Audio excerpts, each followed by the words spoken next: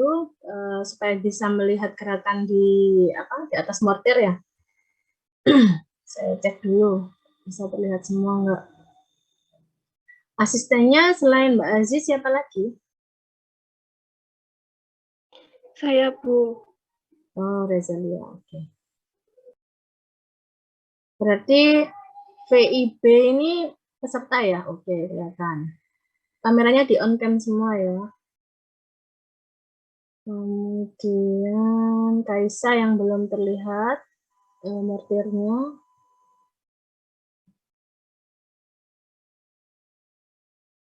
Deniar belum terlihat mortirnya.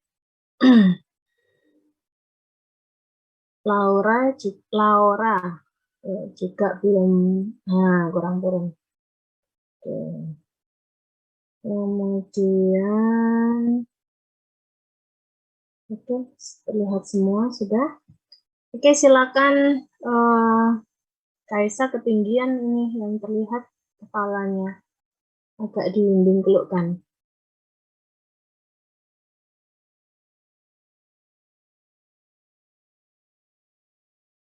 Terus, mejanya di atas ya. Oke, boleh. Sudah cukup. Oke, silakan dipakai perlengkapannya dan boleh dimulai.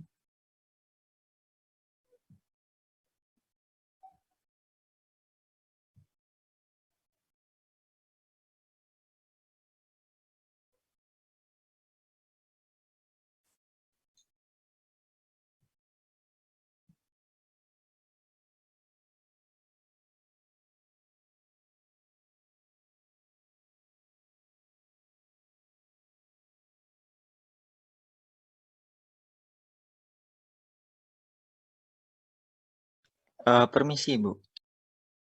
Iya, Izin meminjam HP ke teman untuk memfoto, Ibu. oh iya. Siapa? Daniar? Iya, Ibu. Atau temennya suruh motoin gitu? Daripada kamu ini. Nggak ada ya? Nggak ada yang suruh motoin? Enggak. Ya.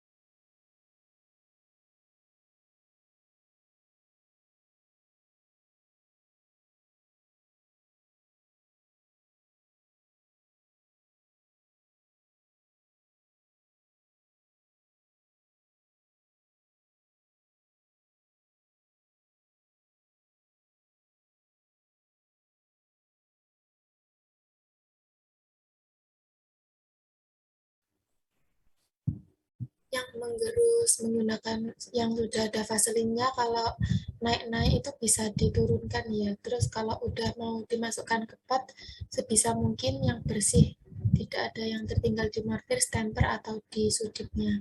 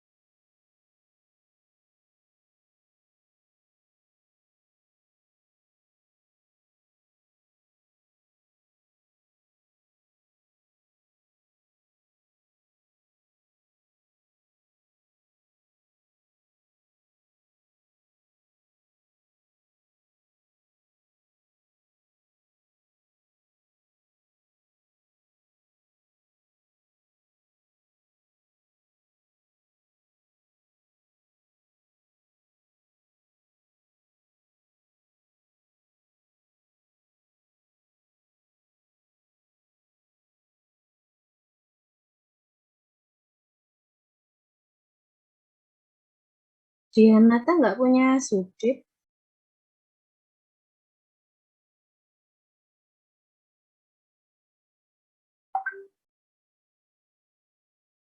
Susah pakai sendok nanti.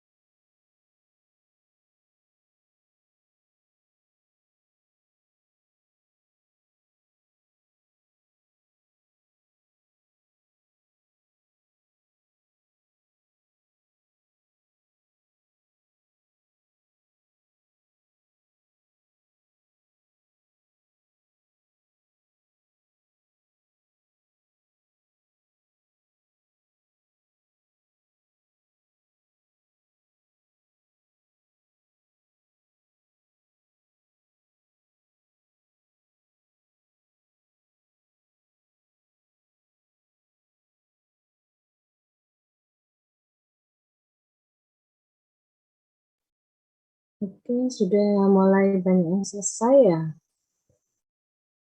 Yang belum, oh ya etiketnya jangan lupa. Tinggal kita sama Berliana.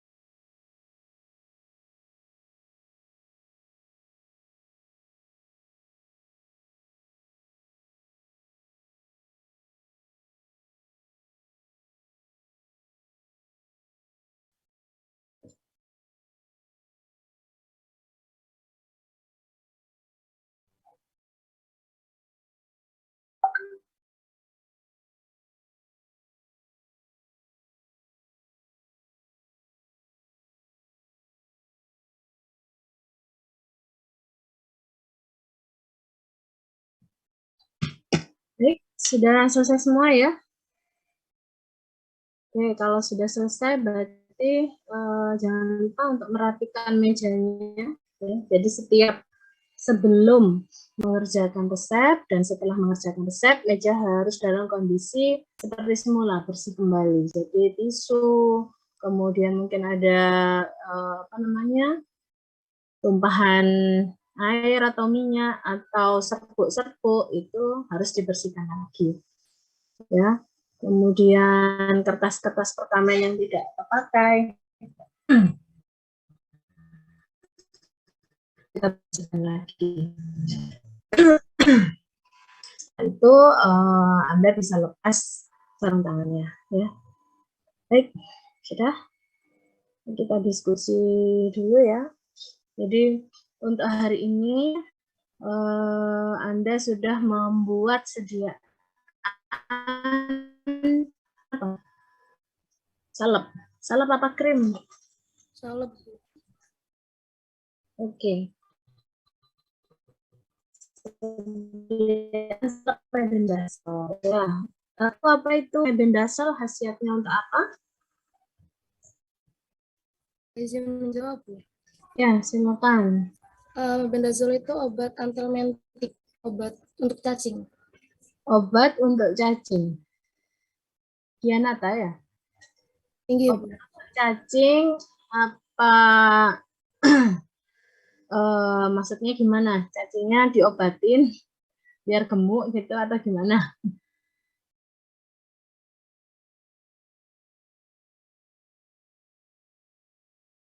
Ya, Dianata. Bukan, Bu. Kali aja diobatin biar gemuk sehat cacingnya. Bukan, maksudnya untuk obat mengatasi infeksi cacing di pencernaan. Ya, jadi nama lainnya apa? Obat vermin. Bukan, istilah obat untuk mengatasi cacing tadi itu nama di dunia kesehatan apa istilahnya? Antihelmintik, Bu. Antihelmintik ya, atau kadang disebut antihelmintik ya. Helmi itu cacing artinya. Ya, antihelmintik. Dulu pernah di semester 1 ya, ada pembahasan istilah-istilah antihelmintik. Salah satu obat antihelmintik adalah mebendazole. Ada yang tahu bagaimana cara mebendazole itu bisa membunuh cacing? Kita tangkap cacingnya, kasih obat mulutnya, gitu. Gimana?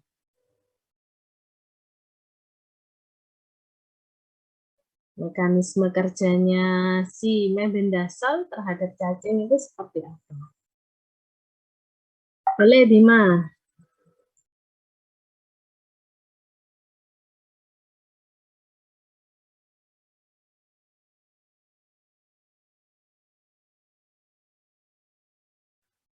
Sehingga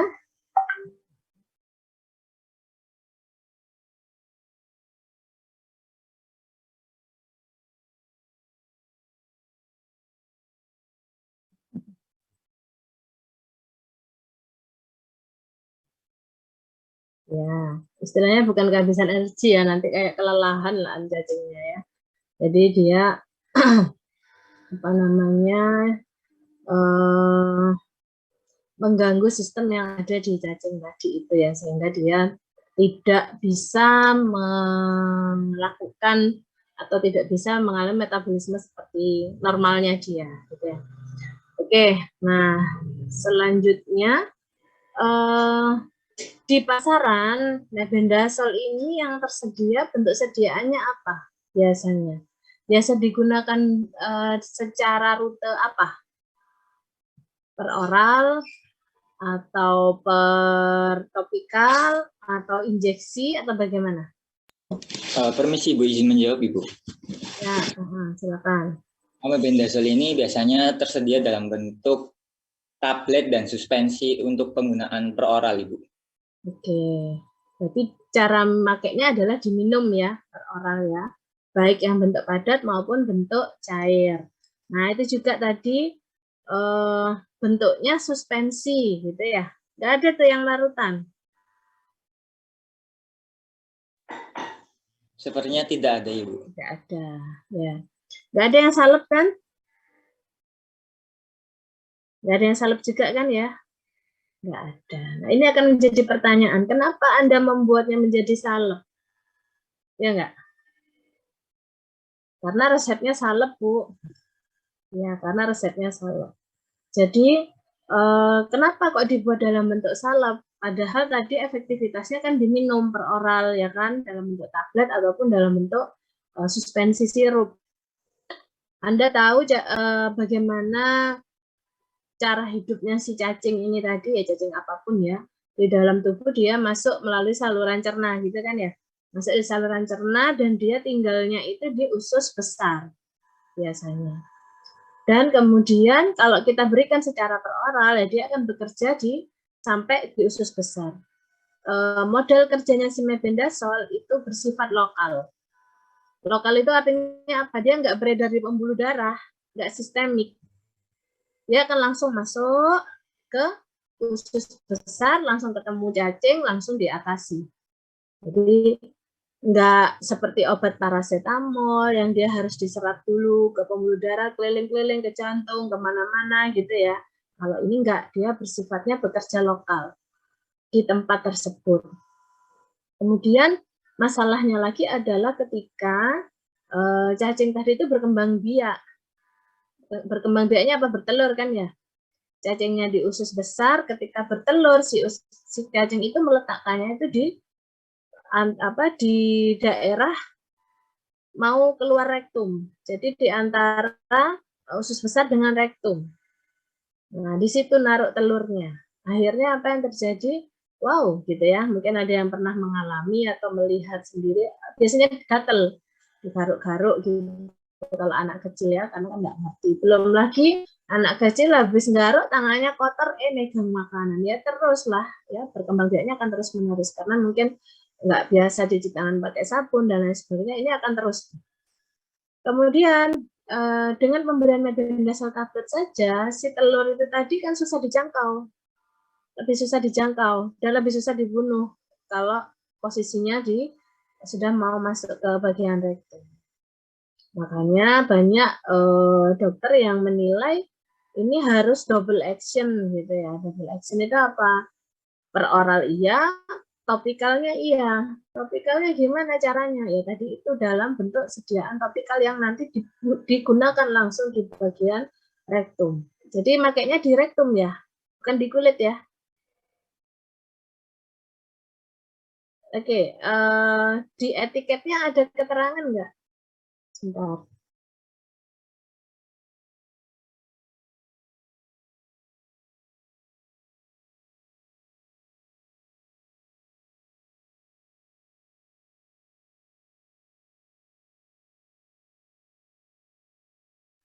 Kalau di etiketnya apa menurut resepnya? Ini SUE ya? SUE aja.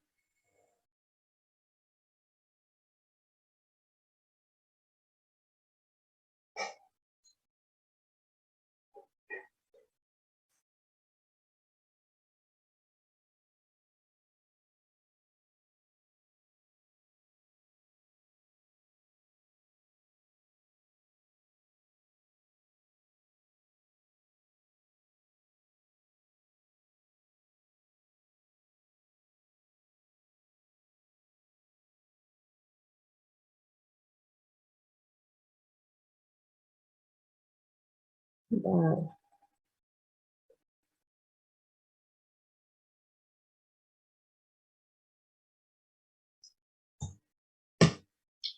Baik. Jadi makanya itu langsung dioleskan ke daerah rektum atau dubur ya, karena di situ posisi telur-telur tadi. Dan disinyalir karena ini masih belum menjadi apa ya pengobatan secara umum, jadi ibaratnya itu off-label pengobatan yang tidak dengan fungsi utamanya. Jadi kan fungsi utamanya adalah mengatasi cacingnya ya, tapi ini dimanfaatkan untuk telurnya, untuk membasmi telurnya. Nah, sehingga memang belum ada sediaan ya diproduksi secara secara ini melalui pabrik ya. Makanya dibuatnya dalam bentuk racikan dan itu yang merekomendasikan dokter. Resep tersebut ada beneran dan itu diterapkan di beberapa puskesmas ya. Dan oleh dokternya ketika dipantau ternyata bisa sembuh. Maksudnya bisa lebih cepat sembuh ketika dibentuk dalam bentuk salep seperti itu. Ya, jadi artinya resep ini tadi itu adalah resep yang individual. Resep itu kan individual ya, nggak bisa disamakan satu sama lain, beda-beda kondisinya. Dan memang dari sisi zat aktif dan lain-lainnya itu sulit untuk dibuat menjadi sediaan jadi yang diproduksi oleh pabrik, makanya belum ada gitu loh. Nah, tapi kalau modelnya racikan itu kan digunakannya langsung, dibuat langsung dan digunakan langsung habis gitu loh. Makanya nggak apa-apa, tapi kalau ala pabrik itu kan dibuat dalam rangka disimpan sekian tahun untuk distribusinya. Nah, ketika dibuat dalam jumlah banyak massal dan membutuhkan waktu 3 tahun untuk menuju expired date, itu nggak gampang bikinnya, makanya belum ada produk obat tersebut gitu loh. Tapi maksudnya, oke. Nah sekarang cara kerjanya sudah, kemudian cara pembuatan. Tadi Anda sudah melihat di video dan saya lihat semua sudah mengikuti apa yang ada di video. Ya, obat ini dibuat dari tablet, ya tablet mebendazole. Kenapa dibuat dari tablet? Karena nggak ada sediaannya. Jadi kalau ada seperti ini, resep seperti ini yang perlu kita pikirkan adalah ini ada sediaan jadinya nggak ya di apotik gitu. Kalau nggak ada sediaan jadinya baru kita racikkan. Karena tadi kan sudah dicek nggak ada ya sediaan jadinya, bentuknya cuma tablet sama suspensi. Maka ya sudah kita racikkan, kita buatkan. Nah,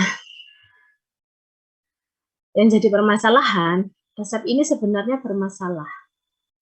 Ya. Untuk praktikum preskrip, resep ini nggak ada masalah karena Anda bisa meracikkannya dan preskripsi itu kan membuat racikan sesuai resep dan memberikan ke pasien. Jadi nggak ada masalah untuk praktikum preskripsi. Tapi saya akan memberi Anda wawasan kalau nanti Anda menjadi seorang apoteker. Itu sudut pandangnya akan berbeda. Gitu. Kalau untuk preskrip oke, nggak masalah.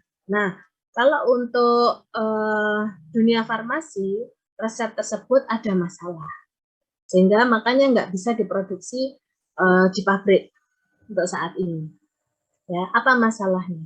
Yang pertama, tablet itu mengandung bahan-bahan yang banyak, bukan hanya mebendazole saja. Benar nggak? semua tablet itu tidak selalu mengandung zat aktif saja. Biasanya ada bahan tambahan di sana. Setuju? Ya, contoh paracetamol. Paracetamol 500 mg ya. Tablet paracetamol itu 500 mg. Kandungan paracetamolnya. Anda timbang itu beratnya pasti enggak 500. Pasti lebih. 650 lah, ada yang 700, 600. Loh, kok bisa lebih? Yang lainnya apa? Yang lainnya adalah bahan tambahan yang bisa membantu si paracetamol ketika dicetak itu menjadi tablet. Nah, artinya dalam tablet itu ada komponen lain, komponen bahan lain. Ada yang pernah baca-baca mungkin komponen apa saja sih penyusun tablet selain zat aktif, apa kira-kira? Ada yang pernah baca-baca mungkin? Atau pernah mendengarkan dosennya bercerita tentang tablet mungkin? Ada? Kayaknya pernah ya saya ya semester 1 dulu. Nyinggung dikit. Ya, nggak tahu, belum tahu ya. Oke, tablet itu ada tepungnya, percaya nggak? Tapi bukan tepung terigu. Ya, dia mengandung amilum, ada amilumnya. Kadang ada bahan pengikatnya, CNCNA kadang ya. Kadang ada pelincir berupa talek, magnesium stearat contohnya ya. Jadi isinya macam-macam. Ada mungkin pewarnanya, ada pengisinya bisa berupa laktosa ya, atau yang lainnya. Artinya ada banyak komponennya. Nah, sekarang mebendazole.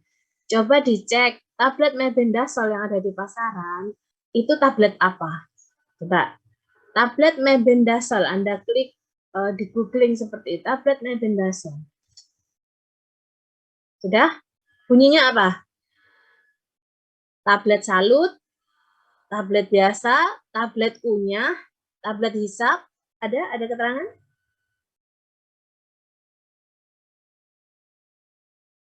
Ada yang sudah nemu? Apakah tablet effervescent? Apakah tablet kunyah? Apakah tablet hisap? Tablet kunyah, Bu. Ya, tablet kunyah. Ya. Anda pernah makan tablet kunyah? Dari kecil sampai sekarang? Tablet dikunyah, Bu. Pahit lah. Pernah makan tablet yang cara makainya harus dikunyah? Pernah? Pernah, Bu. Apa, Vinda? Promak, Bu. Promak, betul. Promak itu tablet kunyah. Ya, jadi dia obat mah, tapi cara makainya jangan ditelan. Kalau ditelan langsung lama kerjanya. Kunyah dulu, dikunyah dulu. Ada lagi antasida, milanta, ya. Nah, ini obat cacing ini juga makainya dikunyah. Tahu rasanya obat kunyah? Ya, ada Fitcom itu juga obat kunyah ya, vitamin kunyah ya kalau nggak salah. Hisap apa kunyah? Fitcom hisap. Pernah nggak makan tablet kunyah rasanya nggak enak? Kalau Proma kita enak nggak? Jangan ngomong obat itu enak, Bu. Dimanapun obat nggak enak, gitu ya.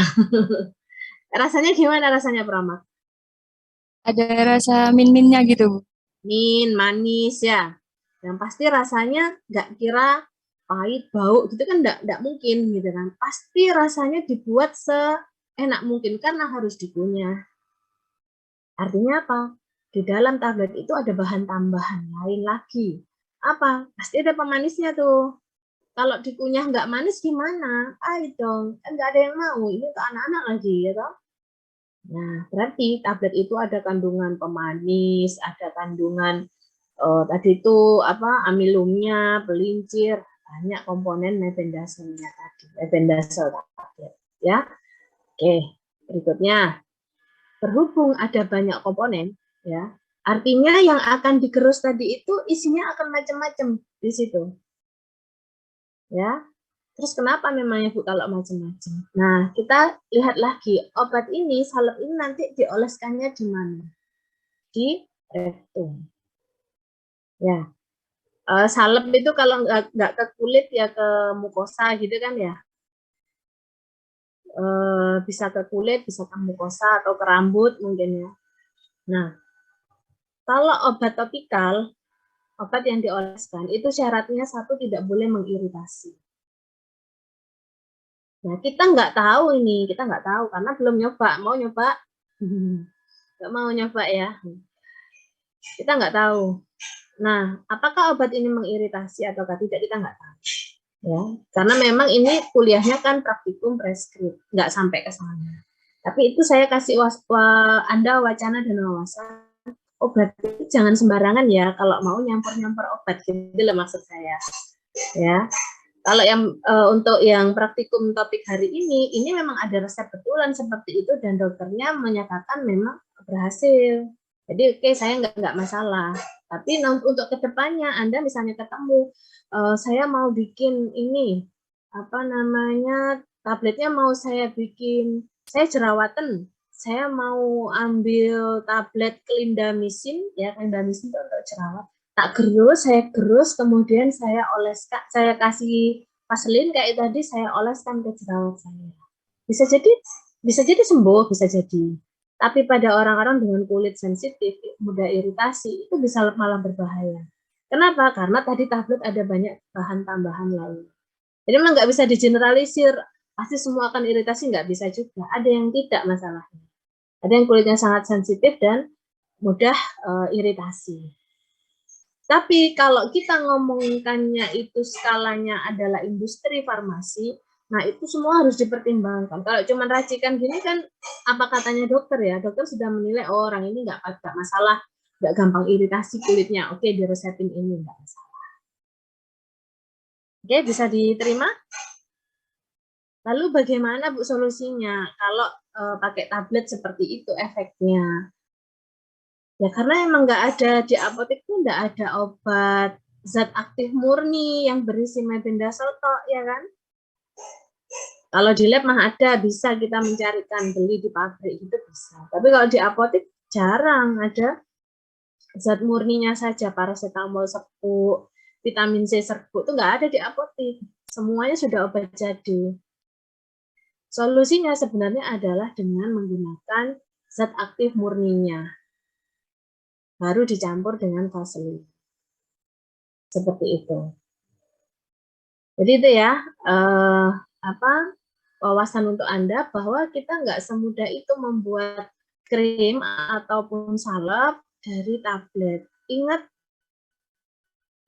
ada komponen bahan yang lain yang bisa jadi itu mengiritasi kulit ataupun tempat digunakannya tadi, misalnya rektum itu juga gampang iritasi juga ya, apalagi kondisi ada telur cacing tadi itu sangat mudah iritasi. Oke, bisa diterima? Oke, itu yang pertama.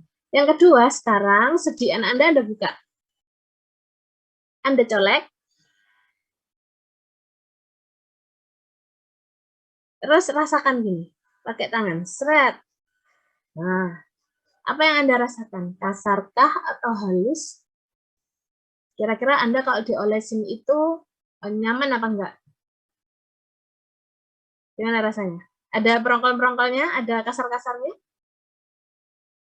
Yang ada kasar-kasarnya boleh resen. Saya mau hitung.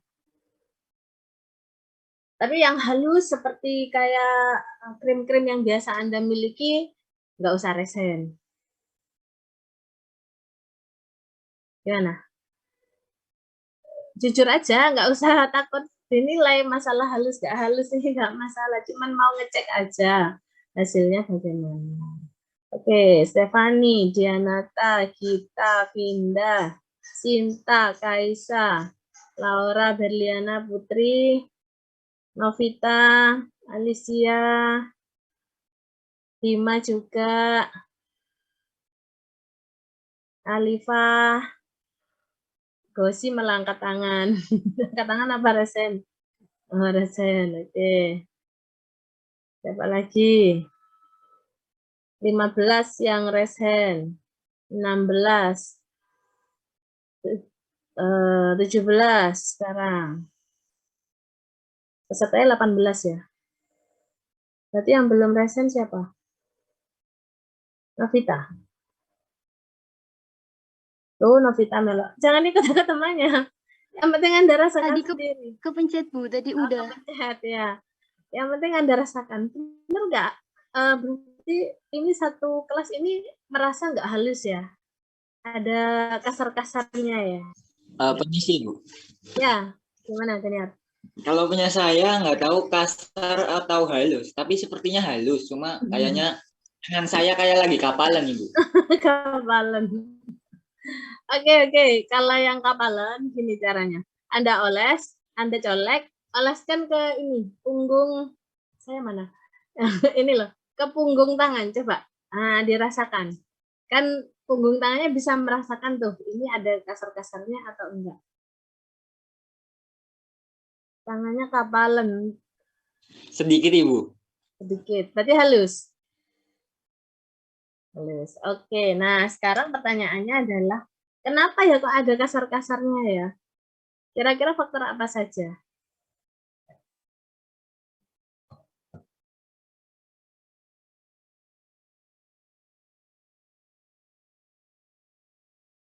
Gimana?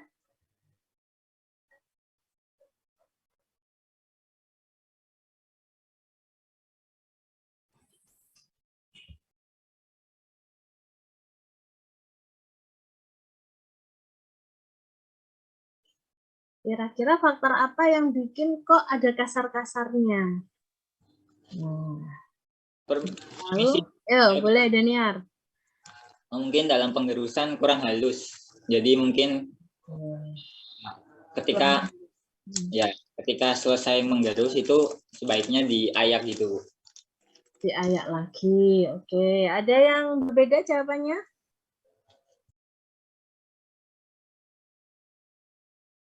Ada yang berbeda? Ini tangannya ngacung semua, berarti berbeda semua. Tangannya turun dulu dah. Izin menjawab, Bu. Yuk, silakan. Mungkin karena gerusan tablet mebendazolnya itu nggak bisa menyatu sama vaselin albumnya, Bu. Nggak bisa menyatu ya? Tadi terlihat tidak menyatu ya? Ketika digerus. Karena putih, jadi dia terlihat menyatu, Bu. Cuma nggak bisa. Nggak kelihatan ya sama putih soalnya. Iya, Bu. Kalau tidak menyatu, biasanya tidak terasa kasar. Kalau kasar itu partikel. Kalau tidak menyatu itu biasanya bagian serbuknya itu akan minggir, akan berada di satu sisi, bagian minyaknya, bagian vaselinnya itu di sisi lain. Kalau nggak mau menyatu gitu, susah gerusnya akhirnya. Nggak mau homogen gitu ya biasanya. Tapi kalau digerus itu homogen, berarti sebenarnya menyatu. Cuman ini tadi partikel-partikelnya masih ada kasar-kasarnya. Oke, jadi satu benar tadi karena penggerusannya bisa jadi kurang halus ya. Yang kedua bisa diatasi dengan diayak dulu. Ya. Kemudian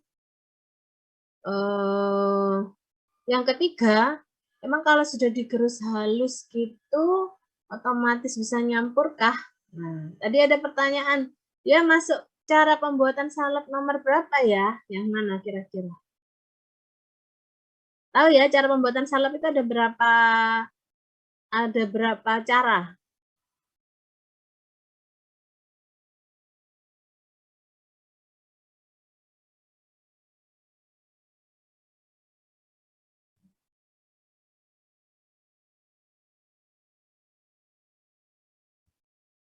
Ada di kuliah ya? Di kuliah ada nggak? Kalau nggak ada, tak kasih bocoran. Kalau sudah ada, tinggal buka. Ada nggak? Soalnya saya kan nggak ikut ngajar ya.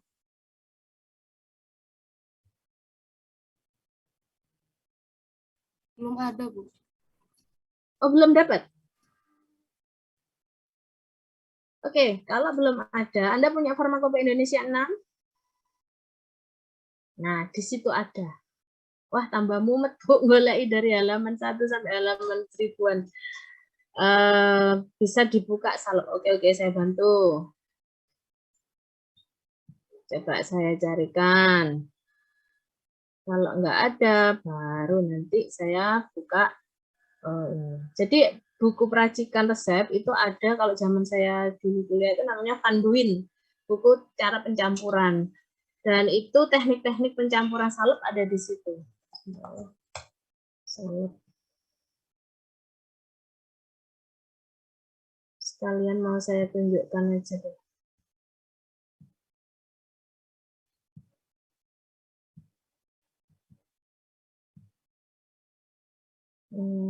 Oke, yang lain boleh buka FI6-nya. Boleh salep. Ini salep apa? Salep mata.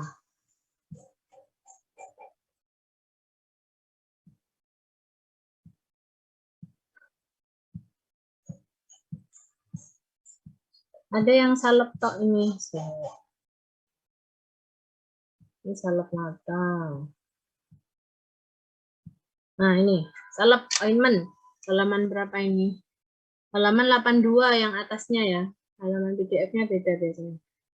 Oke, salep ada beberapa jenis basis salep. Nah, basis salep yang Anda pakai tadi untuk membuat salep mebendazole itu basis salep apa tuh namanya? Golongan apa? Ada berapa golongan basis salep? Ada yang tahu? Sampai tak bukain.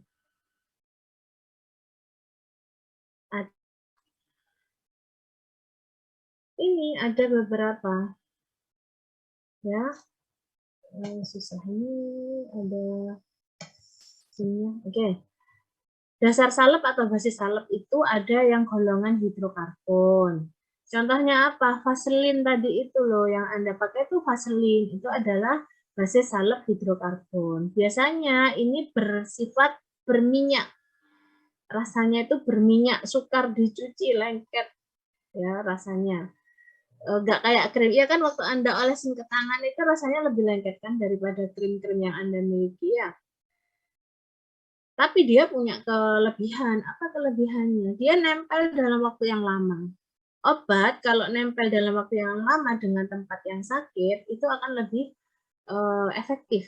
Lebih bisa menyembuhkan daripada obat yang nempelnya gampang hilang. Krim itu kalau kita oleskan kena baju krimnya hilang, betul nggak?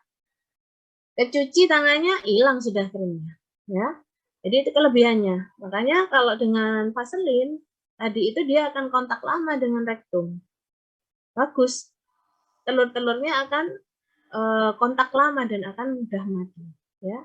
Basis salep kedua adalah basis salep serat. Basis salepnya ini masih berupa minyak, tapi dia bisa menyerap air, jadi masih bisa ditambahin air di dalamnya. Contohnya adalah parafin hidrofilik dan lanolin anhidrat. Itu kalau farmakopenya nggak pernah dibaca nih. Ya. Kemudian yang ketiga, dasar salep yang dapat dicuci. Ini contohnya salep hidrofilik atau sering juga disebut krim. Karena minyak dalam air biasanya, ya kan? Bisa dicuci, ada kandungan airnya. Salep keempat, dasar salep larut air. Nah, yang ini enggak berlemak. Ya. Dasar salep ini dapat dicuci dan tidak mengandung bahan tak larut air. Sering juga disebut gel. Kalau di farmakope ini lucu, jadi gel krim itu masuk golongan salep kalau di sini ya. Kalau di pasaran, salep tuh ointment, yaitu hidrokarbon itu yang salep kalau di pasaran. Kalau gel, berarti ada gelling agent-nya, berair sifatnya. Kalau krim, itu ada minyak, ada air. Nah, tapi kalau di farmakope ini, kalau kita lihat tadi, dia masuk ke pengelompokan salep. Jadi di semuanya itu disebut salep. Ya mungkin maksudnya semi solid gitu ya.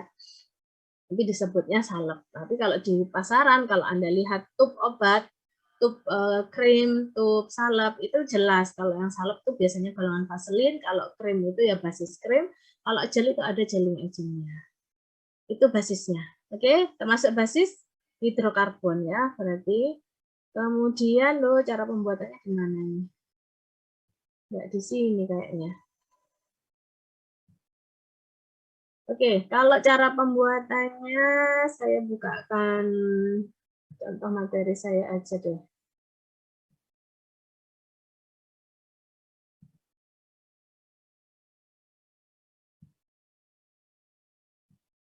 Salep.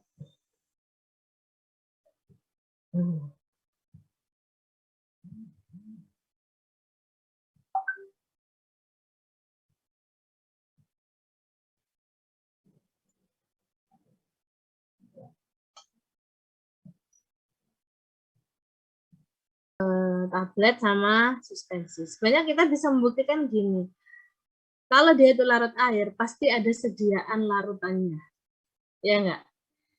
Sirup atau larutan. Yang bentuk larutan. Itu berarti dia larut air. Benar enggak? Nah, masalahnya adalah dia tuh adanya suspensi. Padahal kita tahu suspensi itu apa? Zat padatnya tidak larut dalam air. Ya kan? Berarti dia zat obatnya tidak larut air, makanya dibuatnya dalam bentuk suspensi, bukan dalam bentuk larutan. Seperti itu ya. Oke, nah sekarang kita masukkan ke aturan pembuatan salep. Nomor 1, zatnya larut dalam dasar salep. Berarti kalau basis salepnya adalah vaselin, berarti sifatnya apa? Minyak ya, sifatnya lipofil. Ya. Nah, si mebendazole ini larut enggak ya di dalam minyak, maka kita harus cek dulu. Kita cek di USP atau mungkin dicek di saya coba bantu cek ya. Coba Anda juga cari kelarutan mebendazole dalam lemak, bisa nggak? Atau log P mebendazole.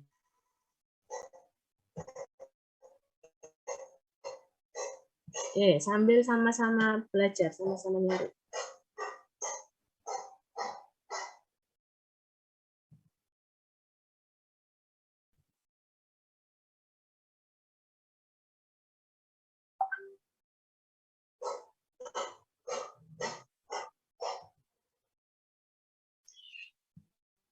Ada yang nemu?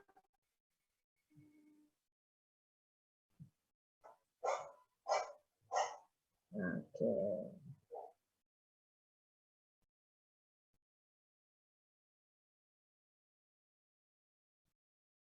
Ada yang menemukan?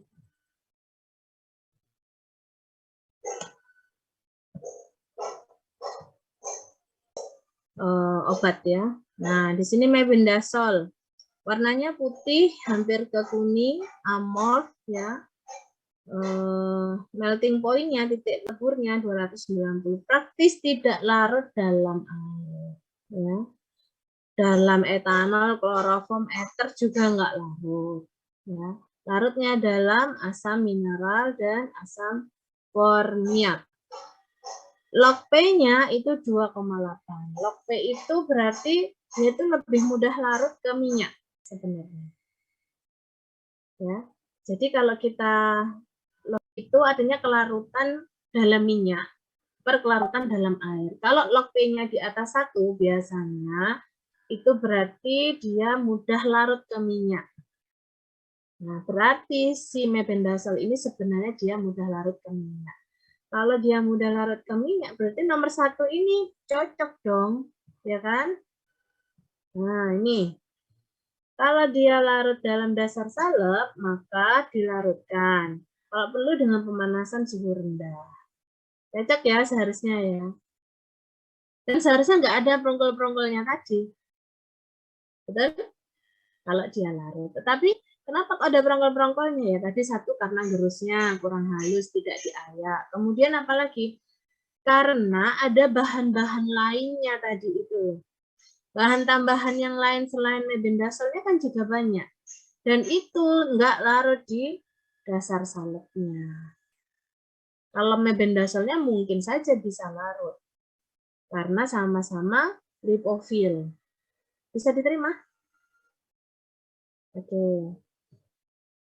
Nah, yang kedua, zat yang tidak cukup larut dalam dasar salep diserbuk dan diayak. Nah, ini cocok kan untuk kalau model yang digerus tadi adalah tablet, masuk yang ini seharusnya. Kenapa? Karena ada bagian-bagian tablet tadi itu yang lainnya yang nggak larut ke dasar salep. Berarti dia ini aja, kita gerus sehalus-halusnya, kemudian diayak, supaya tidak menghasilkan ngerongkol-ngerongkol tadi. Oke, gimana? Sepakat? Nah, kalau misalnya ada yang mudah larut dalam air, misalnya si mebendasolnya mudah larut dalam air, maka kita larutkan dalam air, baru dicampur ke basi salep. Masalahnya kan nggak larut air mebendasolnya. Bahan-bahan yang lainnya bagaimana? Bahan-bahan yang lain mungkin ada yang larut air, tapi jumlahnya sedikit dan kita nggak tahu. Isinya kan nggak tahu tablet itu isinya apa. Yang tahu pabriknya. Nggak ada informasi. Oke? Yang keempat, bila dasar salep dibuat dengan peleburan, campuran harus diaduk sampai dingin. Jadi kadang ada basis salep itu yang isinya nggak cuma satu kayak tadi. Yang Anda tadi itu kan cuma vaselin aja ya. Ada yang kadang tuh dua. Misalnya parafin cair dengan parafin padat. Tahu parafin padat? Parafin padat itu lilin. Lilin itu loh. Kan padat itu ya. Pernah nggak gerus lilin Anda? Coba di rumah. Lilin Anda iris-iris Anda gerus. Sampai halus. Bisa halus nggak? Terus kasih minyak. Gerus. Bisa halus nggak? Kayaknya sampai menua pun kayaknya nggak bisa halus ya. Nggak bisa campur homogen. Kenapa? Karena teksturnya beda. Yang satu padatan, yang satunya cairan. Itu susah untuk dicampur. Walaupun sama-sama minyak. Maka caranya adalah nomor 4. Kalau ada yang seperti itu, misalnya kita mau campur lilin dengan minyak, ya, sama-sama minyak sebenarnya bisa homogen. Nggak bisa digerus biasa, nggak bisa. Caranya lebur aja, lebur pakai titik didih yang titik lebur yang paling tinggi. Kalau bentuknya padatan, titik leburnya biasanya lebih tinggi. Jadi lebur sampai lilinnya itu meleleh semua. Aduk-aduk dengan minyaknya. Pasti akan campur. Terus. Seperti itu caranya ya. Jadi mungkin yang Anda praktekkan kan cuman ya sudah ada vaselinnya ya. Nanti di semester 5 ketemu saya lagi insya Allah Anda akan belajar bagaimana membuat basis sendiri. Nggak cukup vaselin tok, Anda tahu kosmetik Anda ya, coba dibuka kosmetik Anda itu ya. Komposisi kosmetiknya, basisnya ada berapa jenis? Banyak, nggak vaselin tok. Ya nggak? Pernah baca komposisi kosmetik Anda nggak? Krim wajah, atau apa, sabun wajah mungkin yang cowok ya. Baca itu apa? Garniernya ya, mungkin kalau Pak Garnier dibaca komposisinya. Nggak hanya 1-2 loh basisnya. Banyak. Nggak percaya? Ayo, Bang mandi wes. Sudah mandi belum? Dibaca. Atau krim-krimnya, krim siang, krim malam dibaca. Banyak komposisinya. Sehingga Anda perlu memahami aturan pembuatan salep ini. Ini aturan dasar yang ini penting banget. Kalau nggak tahu ini nanti jadinya apa? Nyampur-nyampur sesukanya dan nggak mau homogen. Ya seperti tadi salah satunya adalah karena Anda belum mendapatkan ini ya. Jadi ya pokok digerus, dikasih ya jelas nanti akan ada kasar-kasarnya. Kenapa? Karena 1, gerusnya kurang halus, 2, nggak ada pengayatan, 3, walaupun si mebendazole mungkin larut, tapi ada komponen lain di dalam tablet yang maka harus masuk ke poin yang 2. Oke, bisa diterima? Gimana? Ada yang mau didiskusikan?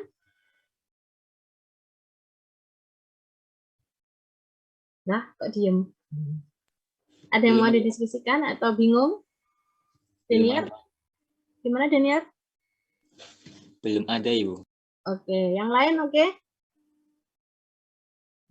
Nah, kemudian tadi sudah dicampur, digerus halus, kemudian diaplikasikan ya. Pertanyaan selanjutnya adalah tadi sudah sempat saya singgung. Kenapa basisnya itu yang dipilih adalah basis hidrokarbon? Ya, ini kan basis hidrokarbon. Ya tadi itu karena basis hidrokarbon bersifat apa? Oklusif. Ya, ada tadi ya di pretesnya. Ada. Apa itu oklusif? Oklusif itu adalah bisa kontak dalam waktu lama. Bisa menutupi lapisan yang ditutupi. Bisa menutupi permukaan yang diolesi. Nah, itu oklusif. Emang enak oklusif itu. Untuk pengobatan, kadang kita membutuhkan sifat oklusif. Supaya apa? Supaya obat bisa kontak lebih lama dengan targetnya. Tadi saya sempat sampaikan, kalau kita mau pakai gel atau krim, ya bisa sih kita oleskan tuh nempel, tapi akan cepat hilang. Cepat hilang dibandingkan yang golongan salep. Karena kalau salep itu lengket, nempel, plek, nggak gampang hilang. Pengen lebih kuat lagi efeknya, lebih oklusif lagi, dikasih perban. Ya, dikasih perban. Tapi kalau keremian Anda kasih perban ya. Kalau untuk kulit cocok ya, kalau untuk rektum jangan dikasih perban. Tambah gak karu-karuan nanti anaknya kirap-kirap. Misalnya luka di kulit. Bayangin ini ketoro. Pada bayangkan dikasih perban. Misal luka di kulit ya, atau apa ya,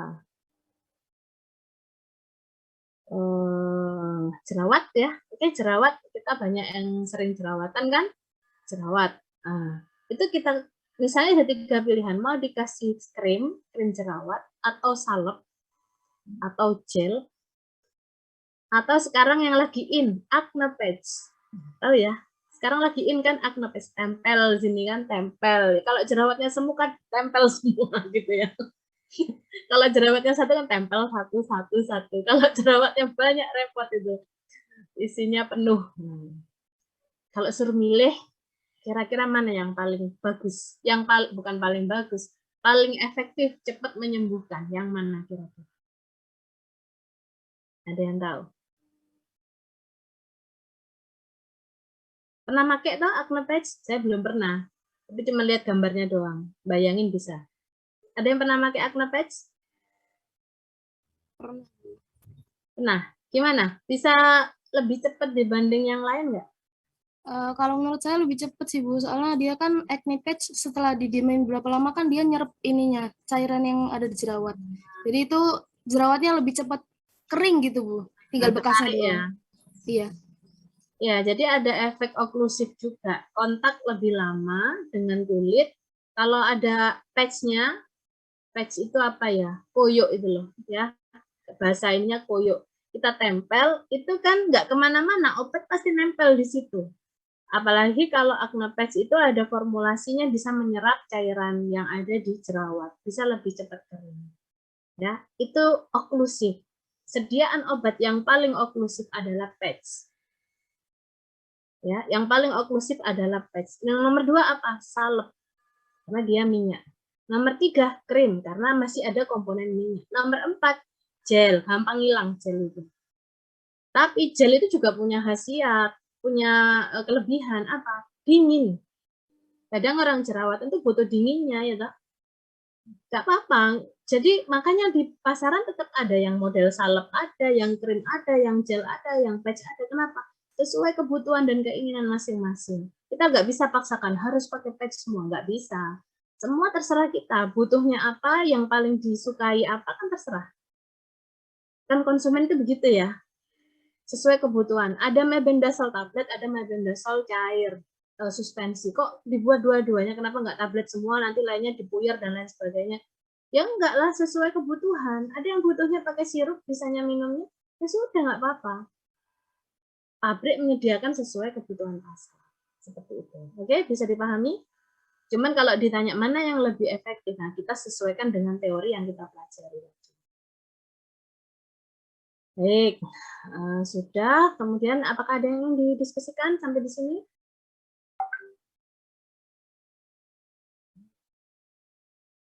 Cukup?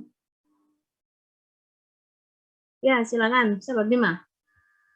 Ini Bimanya KKN penari tuh ya? Kok masih pada ngeri itu temannya. Ada di sini dia ternyata hilang. Gimana Bima?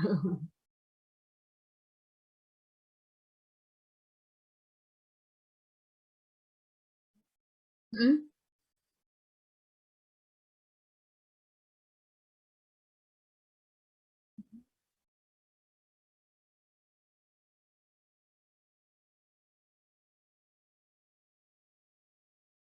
Mm-mm.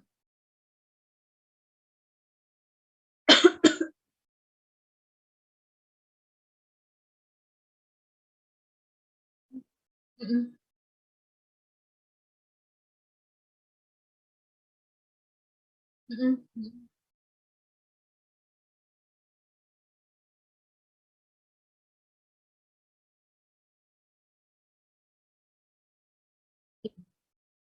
Ya, khusus untuk sulfur. Oh ya, untuk buku meracik obat, Anda bisa baca-baca di buku. Ada bukunya ya, sebenarnya banyak. Yang dijual itu banyak. Yang dari UGM itu ada. Kalau zaman saya dulu yang Panduin itu dari zamannya Belanda ya. Farmakopinya farmakopi Belanda, tapi bagus-bagus isinya. Di situ ada penjelasan bahwa contoh yang nomor 2 itu adalah sulfur precipitatum. Tahu sulfur ya? Belerang. Nah, belerang itu kan bongkahan. Tapi kalau zaman dulu di apotek itu ada belerang. Itu karena sering bikin salep belerang kadang kalau zaman. Ya mungkin 20 tahun yang lalu itu masih ada meracik belerang itu ada, meracik salep belerang itu di apotek ada. Kalau sekarang udah jarang banget. Nah, sulfur ini bentuknya itu kalau dari bongkahan tadi kadang diserbuk. Jadi dalam bentuk lebih halus. Kemudian kalau mau dibuat salep ya harus digerus halus. Cuman dia nggak bisa langsung diayak karena sulfur ini ada muatannya. Muatan listrik. Cuman saya lupa positif apa negatifnya ya. Yang saya ingat itu ada bermuatannya sehingga nanti dia itu apa istilahnya ya. Si ayakannya kan ada muatannya juga. Gitu loh. Jadi ada apa namanya, kalau nggak salah itu pakai ayakan khusus. Coba nanti saya cari lagi ya, itu saya bacanya juga sudah agak lama. Seingat saya karena ada muatannya, ada muatan listriknya. Ntar saya cari-cari dulu. Iya, itu zaman saya kuliah dulu, sulfur precipitatum itu.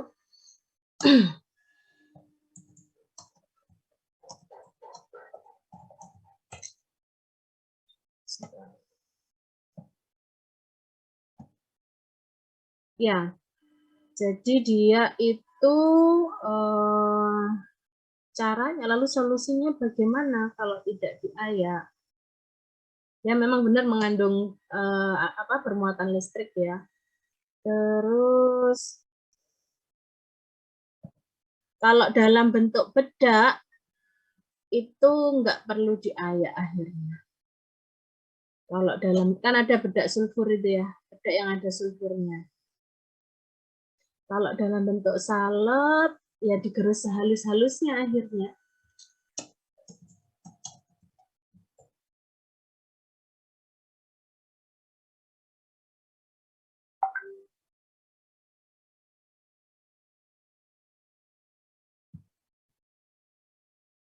Oke, saya memastikan dulu ya, karena udah lama saya ininya yang praktikum sulfur itu. Yang pasti karena ada muatannya, maka dia nggak boleh diayak. Ini download kok nggak kena nih.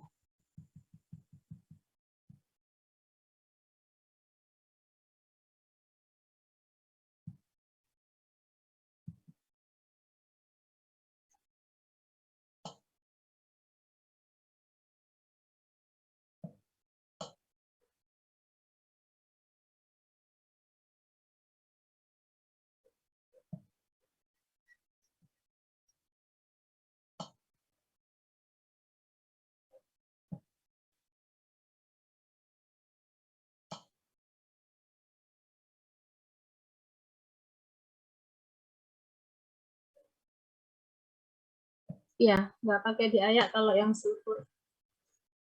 Jadi digerus sehalus-halusnya, berusaha digerus sehalus-halusnya. Karena kalau dia diayak, ayakan itu kan kebanyakan dari logam ya.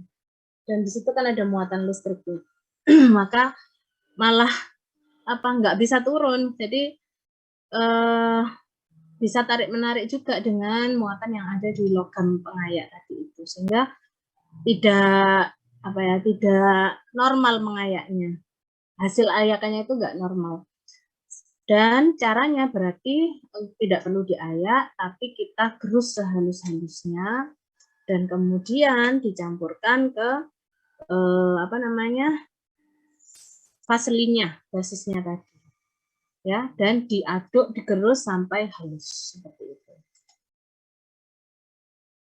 Itu ya. Ini di materi Anda enggak ada ya yang pakai sulfur ya? Enggak ada ya? Resep di praktikum preskip ini enggak ada yang pakai sulfur ya? Sulfur. Oh, ada? Bedak.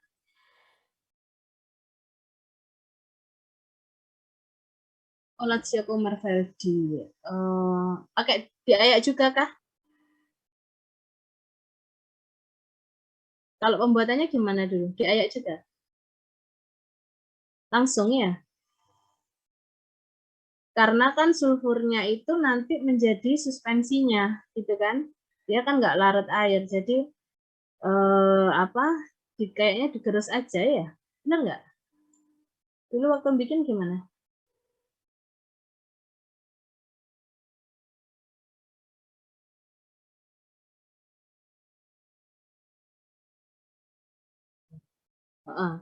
Jadi alasannya kenapa nggak harus diayak, karena itu tadi ada muatan listriknya dan itu akan bereaksi dengan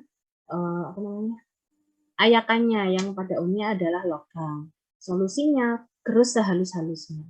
Kalau kayak Lazio Kummerveldi itu dia kan nggak masalah, nggak harus larut juga ya.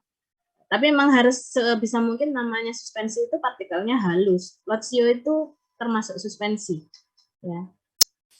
Nah, itu partikelnya harus halus. Sehingga ketika dioleskan ke tangan gitu kan tidak mengiritasi. Seperti itu. Ya, kalau dibuat salep, maka dia tidak masuk ke yang nomor 2. Ya. Tapi kan kondisinya khusus. Sama kayak mentol dan camphor. Ya, mentol camphor itu dia sebentar. Ini tadi saya bukaan ya. PPT ya. Mentol dan camphor itu larut ke vaselin enggak? Enggak. Kemudian larut air enggak? Enggak. Bisa dilebur enggak? Enggak juga. Lalu gimana, digerus enggak? Digerus halus lalu diayak? Enggak bisa juga kalau dia kristal. Nah, itu dia khusus. Lalu gimana caranya? Biasanya adalah dengan dikecilkan dulu ukuran partikelnya pakai pelarut etanol 96. Tetesin etanol dulu sedikit sampai dia melarut, baru ditambahkan basis. Jadi ada yang sesuai ini, ada yang kondisi khusus memang untuk zat aktif tertentu atau bahan-bahan tertentu yang memang nggak bisa diberlakukan 1, 2, 3, 4. Seperti itu. Oke, bisa diterima.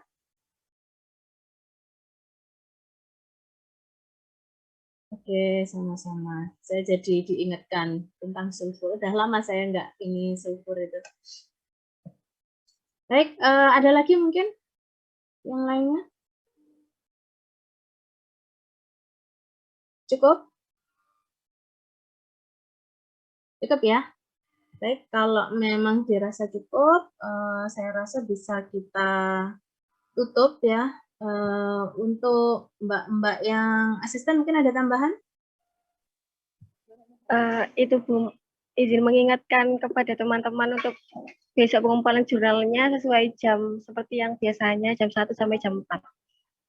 Terima kasih. Jurnal apa laporan, Dek? Iya, Bu. Jurnal apa laporan maksudnya? Laporan, Bu. Laporannya ya? Iya. Oke, jangan lupa ya laporannya. Ditunggu mbak-mbak asistennya ya. Baik, kalau memang tidak ada yang mau disampaikan lagi, bisa kita tutup pertemuan hari ini, pertemuan praktikum terakhir untuk materi terakhir ya, semester ini. Mudah-mudahan bermanfaat ya, insya Allah ketemu saya lagi kapan ya?